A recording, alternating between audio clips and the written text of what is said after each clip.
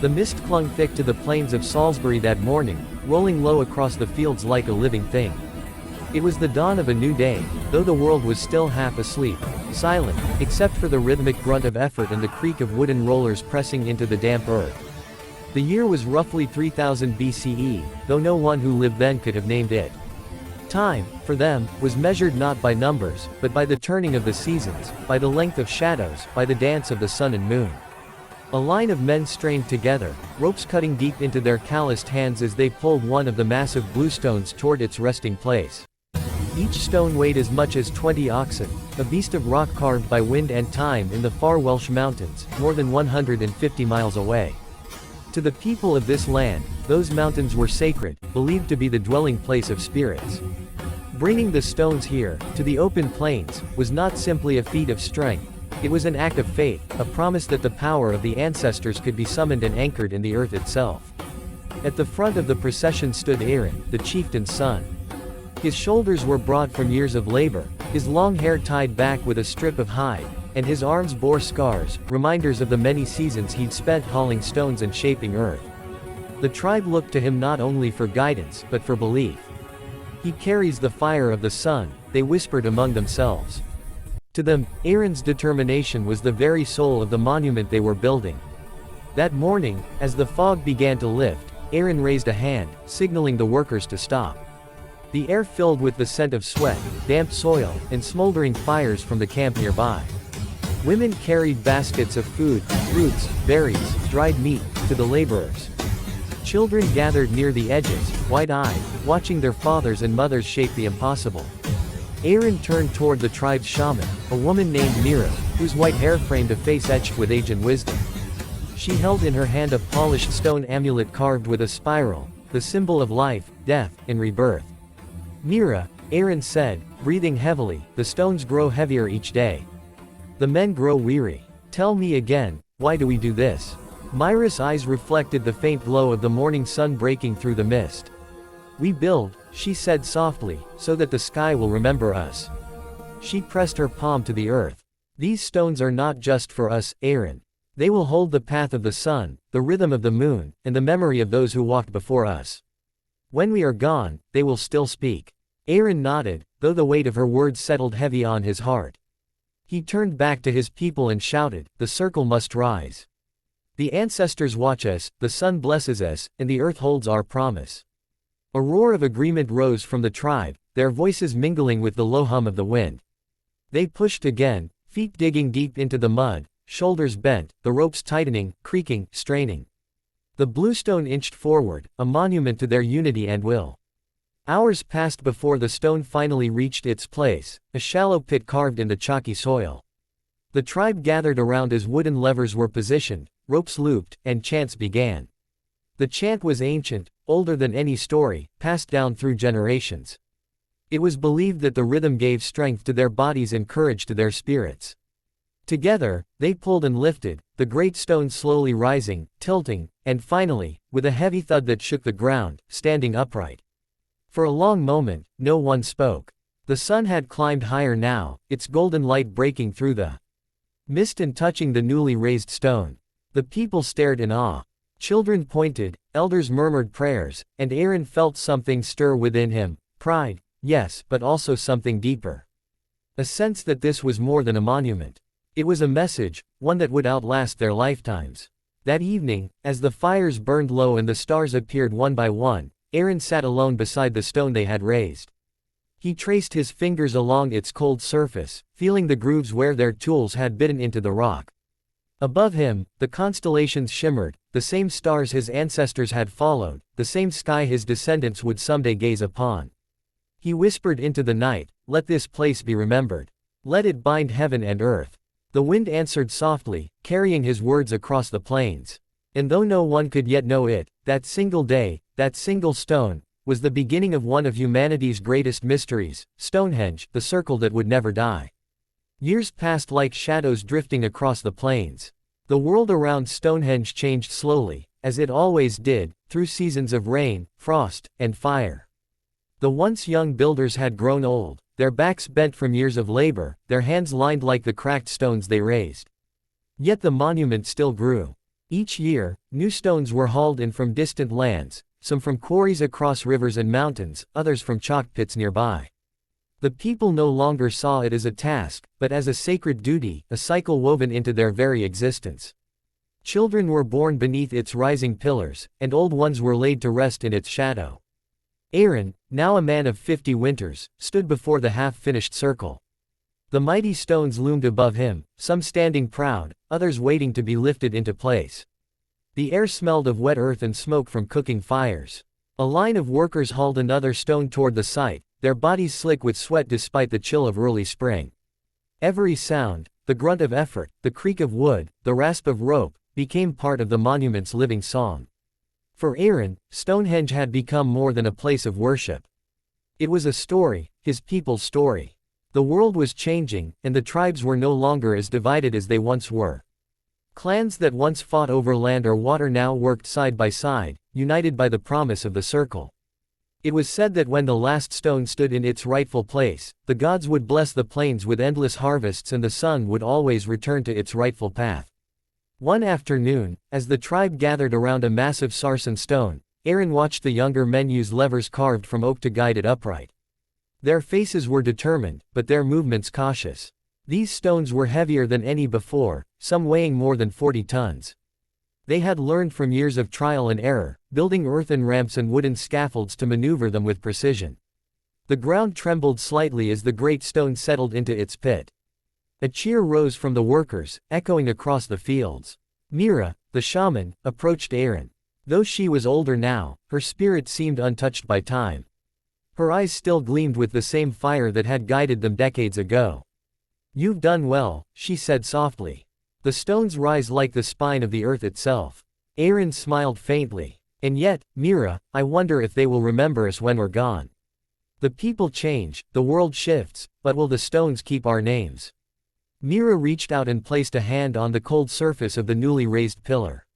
"Names fade, Aaron," she murmured. "But purpose endures. We build not for remembrance, but for meaning. When the sun aligns with these stones, when the moon dances in their circle, the world will feel what we meant, even if it forgets who we were." That night, as darkness fell, fires blazed around the monument. The tribe gathered in a great circle, their faces glowing with light and reverence. Drums pounded in rhythm with the heartbeat of the earth, and voices lifted in song. They sang to the ancestors, to the spirits of the rivers, to the sky that watched over them. The monument glowed under the moonlight, casting long shadows that swayed like spirits among them. Aaron stood beside Mira, watching the celebration. "Do you feel it?" she asked. "The sky breathes with us tonight." He nodded slowly. The air seemed charged, as if unseen forces stirred around the stones. When the solstice sun would rise again, its first light would pierce perfectly between two standing pillars, bathing the altar stone in gold. It was not coincidence, it was design.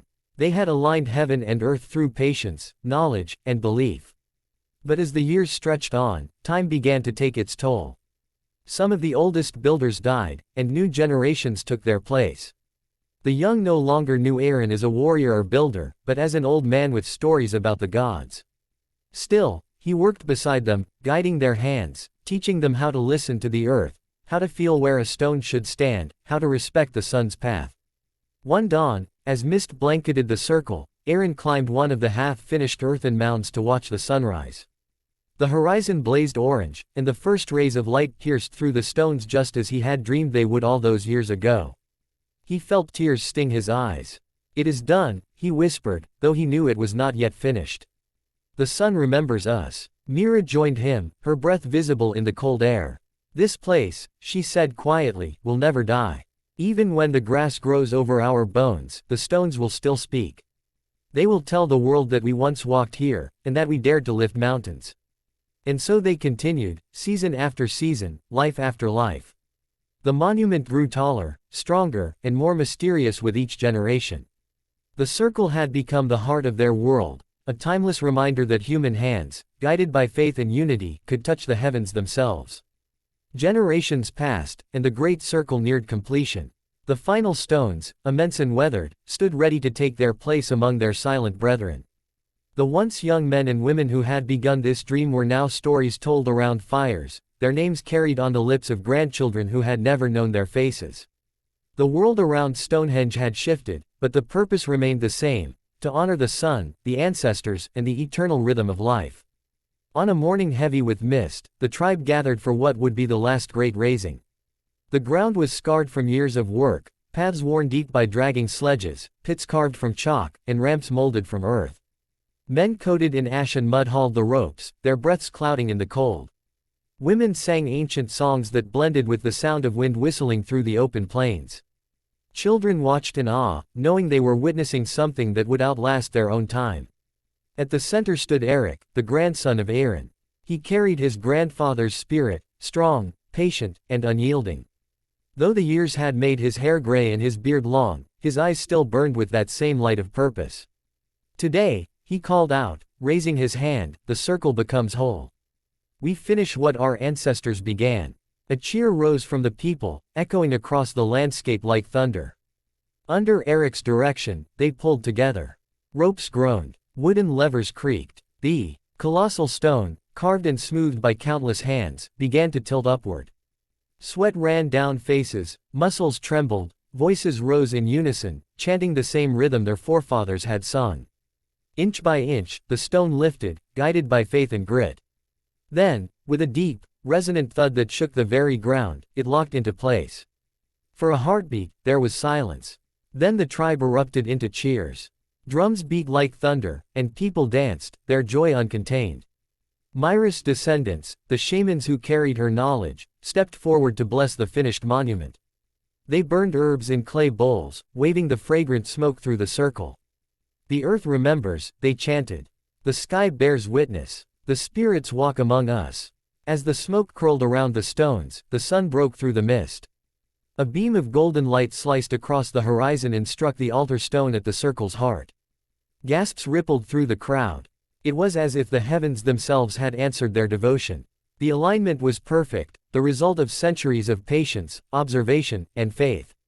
That night, the people celebrated like never before. Fires burned high, their glow dancing across the stones. Food and drink were shared freely, and music echoed into the darkness. For the first time, Stonehenge was whole, a completed circle, a living symbol of unity.